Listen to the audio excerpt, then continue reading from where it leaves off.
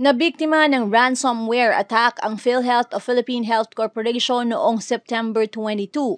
16 million pesos ang ransom na hinihingi ng professional cybercrime group na kinilalang Medusa para maibalik ang access sa data.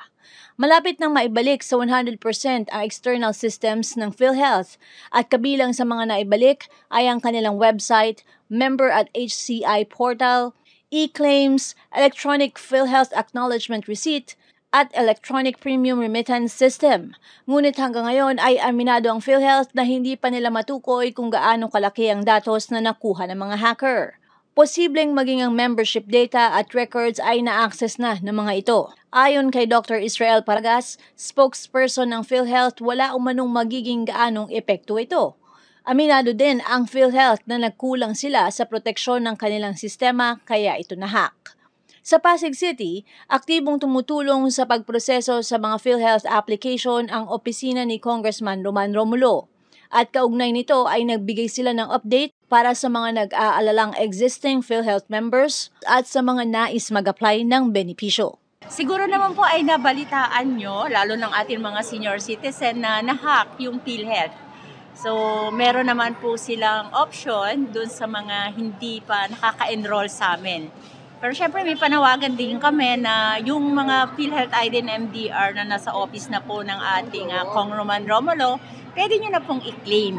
Pero eto po syempre naka-offline po yung PhilHealth and nationwide po to. Dahil ka po sa nangyaring pag-hack sa kanila. So sa mga nag-aalala na mga senior na paano sila if ever na ma-hospital sila.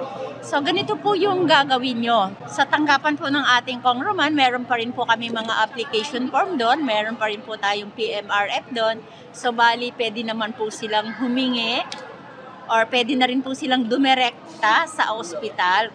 Kunwari ako is akong senior, merong akong cataract operation na gagawin. So, fill up lang po kayo ng PMRF o yung application form, submit po kayo ng at least 2 valid ID, and personal nyo na po yung dalhin sa ospital kung saan po kayo magpapa-opera. At hindi po maaaring hindi kayo i-entertain ni ospital. Yun na po muna yung agreement ngayon ni PhilHealth and ng hospital. Okay po, doon naman sa mga hindi cataract operation, let's say kunwari, emergency, magpapakumpine, tapos hindi pa siya naka-enroll as senior citizen sa PhilHealth. So, PMRF lang din po, 2 valid ID. Personal nyo na pong dalhin sa ospital yung form na pinilapan ninyo, ipoproseso po yun ng PhilHealth at magagamit nyo pa rin po siya. So, doon po sa mga ospital na medyo hindi tatanggap ng mga application form nyo, pwede nyo naman po yung i-report sa PhilHealth. Kasi agreement po nila yan ngayon habang naka-offline. So, antay lang po tayo sa mga nag-enroll din sa amin na medyo yung form nila ay hindi pa rin po nagagawa. Kaya kasi nga po, nationwide po yung pagkaka-offline na yan ni PhilHealth. Pero ang magandang balita ay magagamit nyo pa rin siya and anytime pwede nyo siyang gamitin kung meron po kayong emergency paggagamitan. Direkta lang po kayo sa ospital magpa-file. Kunwari ako, hindi ako senior, tapos meron naman ako, updated naman ako kay PhilHealth na bayad naman ako. Siyempre, ako may hawak naman na akong MDR. Punta lang po kayo ng ospital kasi kung talaga pong kailangan yung ma-confine or gamitin yung PhilHealth, magagamit nyo po yun. Basta ang importante lang po ay lagi po kayong may contact number na iiwan. Kasi syempre kung ano man yung naging problema noon, ay matatawagan po kayo ni PhilHealth if ever na umokay na po yung system. Doon sa mga nag-a-apply sa amin, ay antay-antay lang po tayo ng konti. Ang lagi lang naman namin di sinasabi, kung talagang emergency, direkta na po kayong pumunta sa ospital, doon nyo na po dadalhin yung application form ninyo at ipoproseso po kayo ni ospital.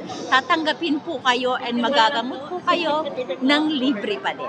Sa mga may katanungan, pwede naman po magsadya sa office namin, sa office ni ating Kong Roman Romulo and sa opisina mismo ng PhilHealth kasi bukas naman po sila. Ako si Luan Peñano para sa latest ng iNews Pasig.